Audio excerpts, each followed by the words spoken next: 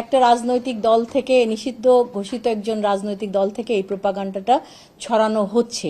এখন কথা হচ্ছে যে আপনি প্রুফসে সোশ্যাল মিডিয়াতে প্রতিনিয়তই অনেক কিছু ছড়ানো হয়, এটা আমাদের রাষ্ট্রে বা আমাদের সমাজে নতুন কিছু নয়। তো আমরা গুজবকে গুজব হিসাবেই ধরি, কারণ পুলিশ কাজ করে কনক্রিট প্রুফ নিয়ে, প্রুফ ছাড়া আমরা কথা বলি না। তো আমরা যখন একটা সোশ্যাল মিডিয়া একটা বিষয় আসে অবশ্যই খতিয়ে দেখি। আমরা এটাকে অবশ্যই নিয়েছি, কগনিজেন্সে নিয়েছি। যখন সোশ্যাল মিডিয়ায় বিভিন্ন ফেক আইডি থেকে এই ধরনের অপপ্রচার চালাচ্ছে, বিশেষ করে আমাদের পুলিশকে নিয়ে, তখন আমরা পুলিশ অবশ্যই কনসার্ন বিধায় আজকে আমি আপনাদের সামনে বসে আছি। আমরা তখন কি করি, আমরা জানেন যে আমরা এইগুলাকে ফেক কিনা এগুলো নিয়ে আমরা আগে ইনকোয়ারি করি, দেখি, তারপরে কথা বলি উইথ প্রুফ। উদ্ধারকৃত মৃতদেহের সাথে থাকা মোবাইল ফোনের সূত্র ধরে ভিকটিমের ভাই মোহাম্মদ সালাউদ্দিন, বয়স 34, এর সাথে যোগাযোগ করা হয়। মোহাম্মদ সালাউদ্দিন পরবর্তীতে উক্ত মৃতদেহকে তার ভাই মোহাম্মদ সুমন, 17, পিতা মোহাম্মদ শাহ আলম, সাং রানাভোলা, থানা তুরাগ, জেলা ডিএমপি, ঢাকা মর্মে শনাক্ত করেন। ভিকটিমের ভাই মোহাম্মদ সালাউদ্দিনের আবেদনের পরিপ্রেক্ষিতে এই ঘটনায় আশুলিয়া থানায় অপমৃত্যু মামলা নাম্বার 118 তারিখ 26/6/2026 খ্রিস্টাব্দ রুজু হয়, যা বর্তমানে তদন্তাধীন রয়েছে এবং ভিকটিমের মৃতদেহ যথাযথ আইনত প্রক্রিয়া শেষে পরিবারের নিকট হস্তান্তর করা হয়েছে।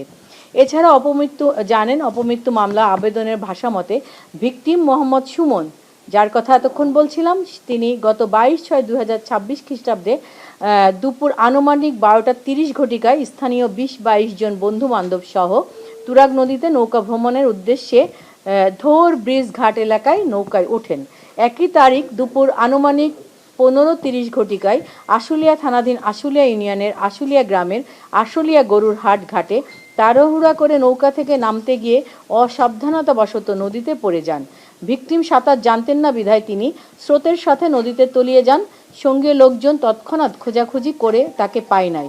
পরবর্তীতে গত 26/6/2026 খ্রিস্টাব্দ তারিখ ভোর রাত আনুমানিক 12:10 ঘটিকায় আশুলিয়া থানা পুলিশ তার মৃতদেহ আশুলিয়া থানাধীন গরুরহাট সংলগ্ন আনুমানিক 500 মিটার দক্ষিণে আশুলিয়া নদী হতে ভাসমান অবস্থায় উদ্ধার করে। এই যে ঘটনাটা বলেছি, এটা আমাদের যে ভিকটিম তাদের পরিবার কর্তৃক অভিযোগে লেখা আছে।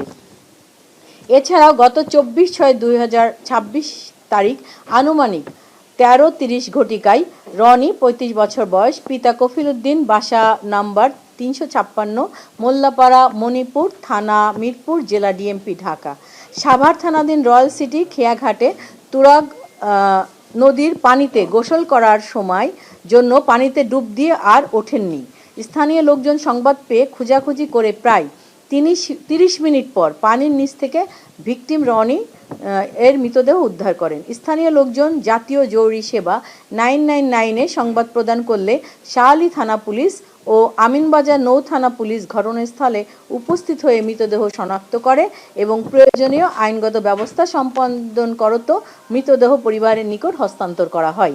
উক্ত ঘটনায় ভিকটিম রনি এর পিতা মোহাম্মদ কফিল উদ্দিন আবেদনের প্রেক্ষিতে অপমৃত্যু মামলা নাম্বার 66 তারিখ 25/6/2026 রুজু করা হয়।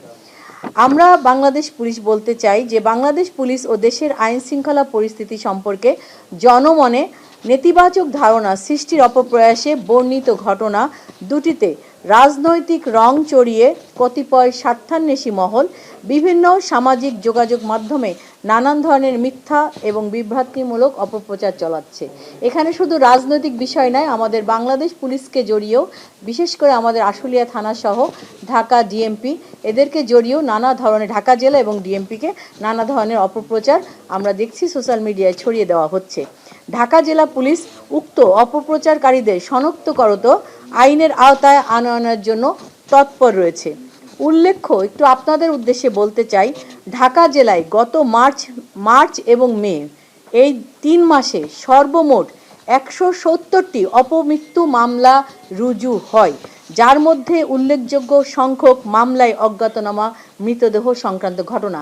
আপনারা জানেন যে ঢাকা জেলাটা আমাদের জিওগ্রাফিক্যালি এমন জায়গায় অবস্থিত যেখানে আমাদের ঢাকা দিয়ে বিভিন্ন নদী গিয়েছে, আমাদের বিভিন্ন ফাঁকা নির্জন জায়গা আছে এবং ঘনবসতিপূর্ণ জায়গাও আছে, তেমনিভাবে ডাম্পিং করারও জায়গা আছে। আমরা প্রতি মাসে 3 মাসে আপনাদেরকে বললাম যে 170টা লাশ আমরা পেয়েছি, যারা হচ্ছে আমাদের এলাকার না, অন্য জায়গায় হয়তো মার্ডার হয়েছে বা সামথিং, কোনো মানে আইনের কোনো ব্যত্যয় ঘটে তাকে হত্যা করা হয়েছে, করার পরে লাস্ট ডাম্পিং করে কোথায় এসে, আমাদের ঢাকা জেলায় এসে। তো আমরাও এই যে 2টা ঘটনা বললাম, 2টা ঘটনাটাও, একটা আমরা লাশ পেয়েছি আর একটা আমাদের, এবং আপনারা এটাও জানেন যে আমাদের যে নৌফারিটা আছে আমিনবাজারে, ওখানেও প্রায়শ কিন্তু গোসল করতে নেমে, ওখানে স্রোতের ব্যাপার আছে, অনেক সময় ওখানেও কিন্তু গোসল করতে নেমে অনেকে আর ফেরত আসে না, পরবর্তীতে আমরা লাশ পাই। এই জন্য আমরা বলতে চাই, এই ধরনের ঘটনাটা কেন্দ্র করে যে অপপ্রচার সোশ্যাল মিডিয়ায় চালাচ্ছে, এই ব্যাপারে আমরা তৎপর রয়েছি এবং তারা যারা করছে তাদেরকে আইনের আওতায় আনার জন্য তৎপর রয়েছি।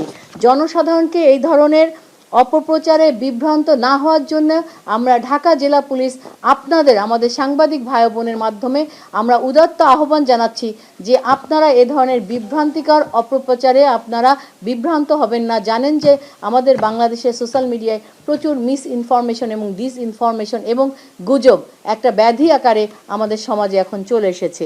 সো আপনাদেরকে অনুরোধ জানাবো, আপনারা এই ধরনের অপপ্রচারে বিভ্রান্ত না হয়ে আমাদের ঢাকা জেলাকে সহায়তা করেন, যারা এই ধরনের অপপ্রচারে লিপ্ত আছে তাদেরকে আইডেন্টিফাই করে আমাদেরকে সহযোগিতা করেন, আমরা যাতে তাদেরকে আইনের আওতায় আনতে পারি।